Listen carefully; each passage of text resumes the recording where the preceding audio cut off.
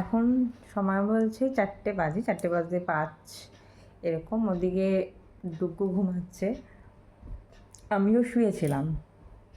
তো হঠাৎ কেন জানি না মনে হলো, ঘুমাইনি, শুয়েছিলাম।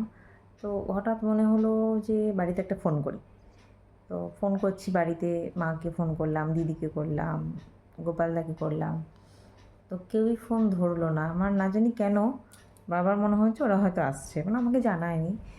আর মনে হচ্ছে যে ওরা যশকে দেখতে আসছে।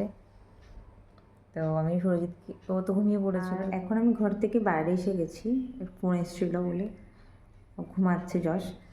তো ফোনটা করেছিল গোপালদা, যে ওরা বললো ওরা নাকি ট্রেনে অন্য জায়গায় যাচ্ছে। আমি বুঝতে পেরেছি ওরা এখানে, মানে আমি একদম কনফার্ম হয়ে গেলাম আমাদের ফোন পেজ ওরা এখানেই আসছে। তো তাহলে আমার আর ঘুমালে চলবে না, আমি একটু গুছিয়ে নিই সবটা। তারপর যদি ওরা আসে, ওরা অবশ্যই আসে, তোমাদের সাথে শেয়ার করবো যে ওরা কীভাবে সারপ্রাইজ দিতে চেয়েছে আমাকে।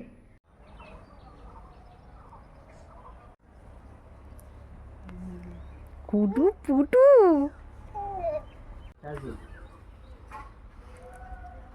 আমি চটপট করে সব বার করে রাখলাম কাপড়ের, যদি ওরা আসবে হয়তো। তো তারপর ছাদে এসে জামা কাপড় তুলতে, তার মধ্যে ও ঘুম থেকে উঠে গেল।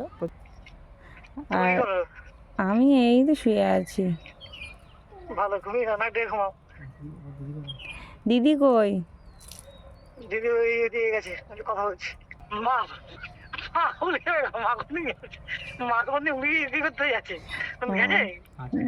না না, বাবু নেই, বাবু আছে না? বাবু কি ঝিলানি করবে না? টোটো এত আগে নামিয়ে দিয়েছে নাকি? কি হাঁটছো কেন দিদি বাড়িতে গিয়ে? আমি আমি রাস্তায় এলাম। ও আচ্ছা আচ্ছা, কি জানি ফোন ধরছে না। ঠিক আছে, রাখো। তো আমি এখন বসে আছি ছাদে, ওদিকে ডুগু বাবাইয়ের সাথে হাঁটাহাঁটি করছে, যে দিম্মা আর মিমোর অপেক্ষা করছে, মিমির। তো আমি ছাদ থেকে ভিডিও করব। তো চলো তোমাদের দেখাই, যখন এর মধ্যে দেখা পাবো আমি ছাদ থেকে ভিডিও করব।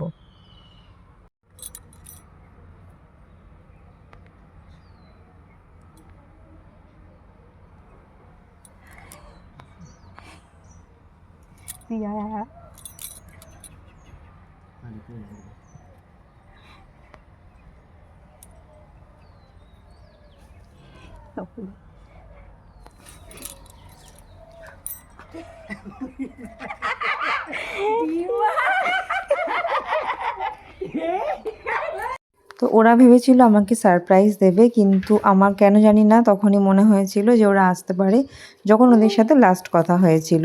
তো যাই হোক, ওরা সবাই চলে এসছে। আর সেটা দেখে ডুগ্গু তো ভীষণ আনন্দ পেয়েছে। ও অনেকক্ষণ আগে ঘুম থেকে উঠে গেছিলো। আর ওর মিমও তো ডুগ্গুকে পেয়ে দেখো কত আদর করছে, বাইরে একটু ঘোরাতে নিয়ে গেছিলো। আর এখনও চলে গেছে মিমোর কোলে, আবার যাচ্ছে মিমোর সাথে বাইরের দিকে ঘুরতে। ওদিকে ওরা আসবে বলে ঘরে মিষ্টি ছিল কিছু, আর দিদির কিছু প্রিয় পছন্দের মিষ্টি সুরজিৎকে দিয়ে আনিয়ে নিয়েছিলাম।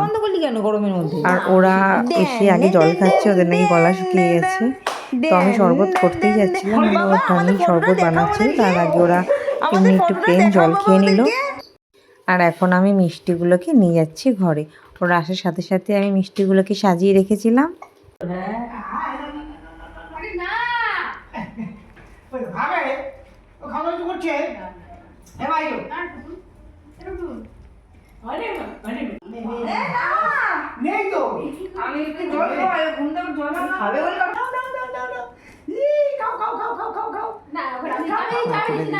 ডুকুর বম্মাসিরা যেমন ওকে সারপ্রাইজ দিতে এসেছিলো, তেমনই ওর দিদিভাইরা আর পিপি চলে এসেছিলো ওর সঙ্গে দেখা করতে।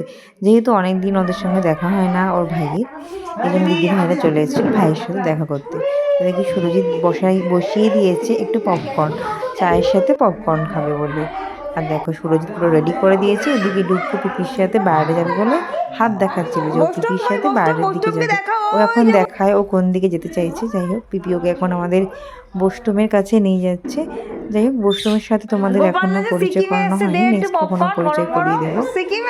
দিদিরা খুব তাড়াতাড়িতে এসেছিলো, তাড়াতাড়িতে বেরিয়ে যাবে, এই জন্য সেরকম কিছুই খায়নি। মিষ্টি, শরবত আর চা খেয়েই এবার বাড়ি যাওয়ার পালা। মানে চা খাওয়ার পর ওরা বলেছে আর কিছুই খাবে না।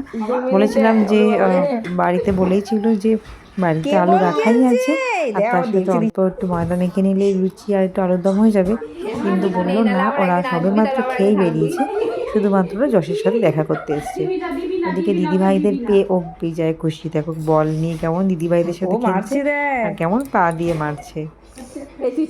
দিদিভাইদের সাথে খেলতে খেলতে তারপর দিদিভাইরা চলে গেল আর এখন আছে দিম্মার কাছে, কারণ দিম্মা একটু পরে বেরিয়ে যাবে আর ওরাও দেখো রেডি হচ্ছে বেরোনোর জন্য।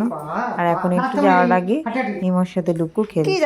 তো যাওয়ার আগে প্রতিবারই যেমন দিম্মা বা বম্মাসি ওকে টাকা দিয়ে যায়, যেমন আমরা ছোটবেলায় পেতাম সেরকম ও এখন পায়। তো বম্মাসি আর ওর দিম্মা ওকে হাত খরচ প্রতিবার যেমন দেয় এবারও তেমন দিয়ে গেছে। দেখতে দেখতে হয়ে গেল সন্ধ্যা আর ওরা এখন বেরিয়েই পড়ছে। তো বেরোনোর সময় চলে এলো বাবা একটু বেরিয়েছিল বাইরের দিকে, এই জন্য এখন চলে এসছে আর ওরা এখন বেরিয়ে যাবে। চলে যা দিম্মা বাড়ি, তো তোমরা তো সবাই দেখলে। তো ওরা এসেছিল, আমার আইডিয়াটা একদমই ঠিক বাবা। এই যে তো ও তো সবাইকে দেখে ভীষণ এক্সাইটেড হয়েছিল। তোমার 100 টাকা হয়েছে।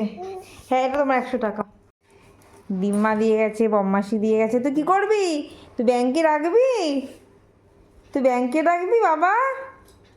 এই যে টুন টুন টুন, এই রে মুখে দিও না বাবা।